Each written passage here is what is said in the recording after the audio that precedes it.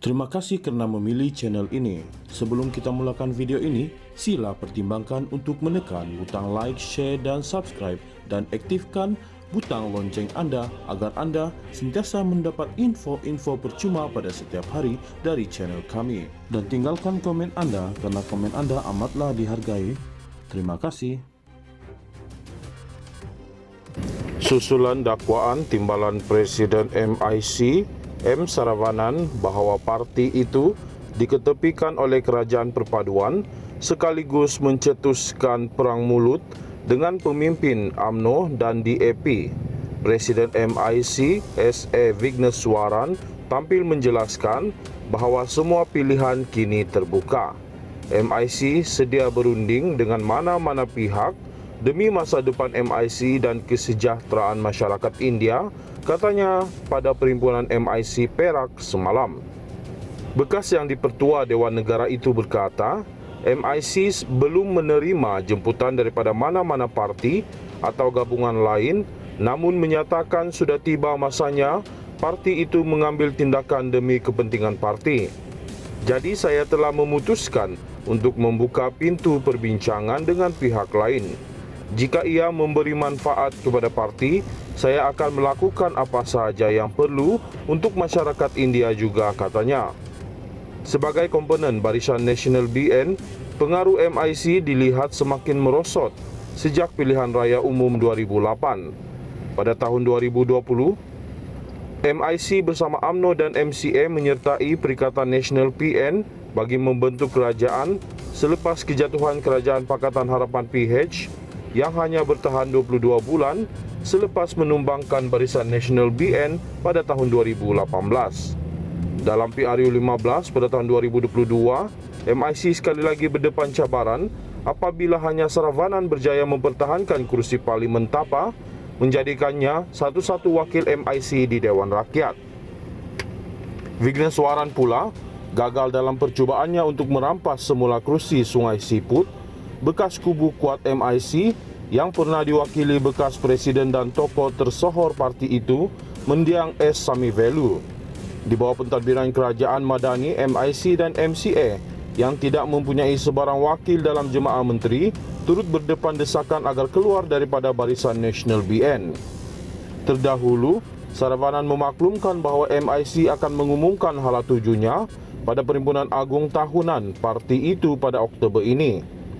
Presiden UMNO merangkap pengerusi Barisan Nasional BN, Ahmad Zahid Hamidi, kemudian menasihatkan MIC agar kekal bersama gabungan itu dan Kerajaan Perpaduan menyifatkan MIC sebuah parti tersusun yang konsisten memperjuangkan nasib masyarakat India.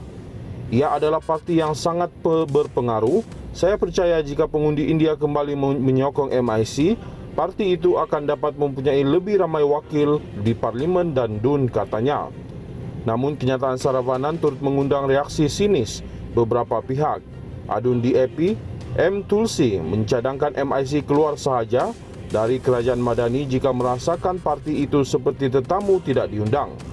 Ahli Majlis Tertinggi UMNO, Puan Zakarsi pula menuduh Saravanan terlalu taksub dengan jawatan, satu kenyataan yang membuat Saravanan mengimbas semula pendirian tegas UMNO sebelum PRU yang lalu yang pernah menolak sebarang kerjasama dengan pengurusi Pakatan Harapan PH, Anwar Ibrahim dan juga DAP. Susulan dakwaan timbalan Presiden MIC M. Saravanan bahawa parti itu diketepikan oleh Kerajaan Perpaduan sekaligus mencetuskan perang mulut dengan pemimpin UMNO dan DAP. Presiden MIC S.A. Vigneswaran tampil menjelaskan bahawa semua pilihan kini terbuka. MIC sedia berunding dengan mana-mana pihak demi masa depan MIC dan kesejahteraan masyarakat India, katanya pada perhimpunan MIC Perak semalam. Bekas yang dipertua Dewan Negara itu berkata, MIC belum menerima jemputan daripada mana-mana parti atau gabungan lain, namun menyatakan sudah tiba masanya parti itu mengambil tindakan demi kepentingan parti. Jadi saya telah memutuskan untuk membuka pintu perbincangan dengan pihak lain. Jika ia memberi manfaat kepada parti, saya akan melakukan apa sahaja yang perlu untuk masyarakat India juga, katanya. Sebagai komponen Barisan Nasional BN, pengaruh MIC dilihat semakin merosot sejak pilihan raya umum 2008. Pada tahun 2020, MIC bersama UMNO dan MCA menyertai Perikatan Nasional PN bagi membentuk kerajaan selepas kejatuhan Kerajaan Pakatan Harapan PH yang hanya bertahan 22 bulan selepas menumbangkan Barisan Nasional BN pada tahun 2018. Dalam PRU 15 pada tahun 2022, MIC sekali lagi berdepan cabaran apabila hanya Saravanan berjaya mempertahankan kursi Parlimen Tapa, menjadikannya satu-satu wakil MIC di Dewan Rakyat. Vigneswaran pula gagal dalam percubaannya untuk merampas semula kursi Sungai Siput, bekas kubu kuat MIC yang pernah diwakili bekas presiden dan tokoh tersohor parti itu, Mendiang S. Samivelu.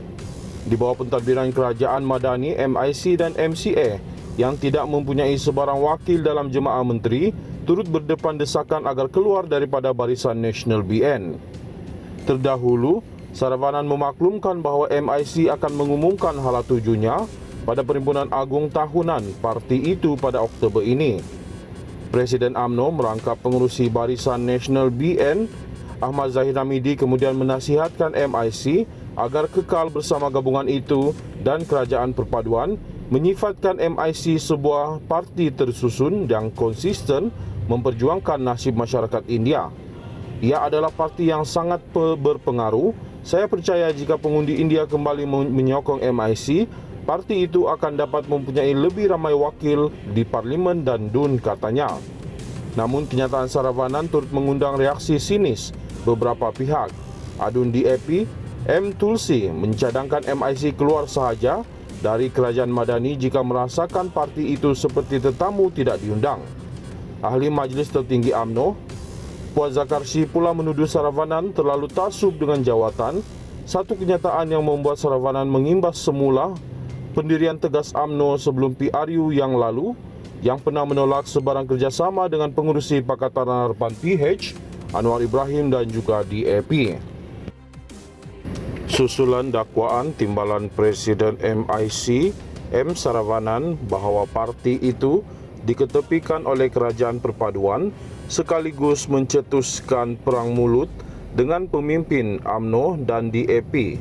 Presiden MIC, S.A. Vigneswaran, tampil menjelaskan bahawa semua pilihan kini terbuka.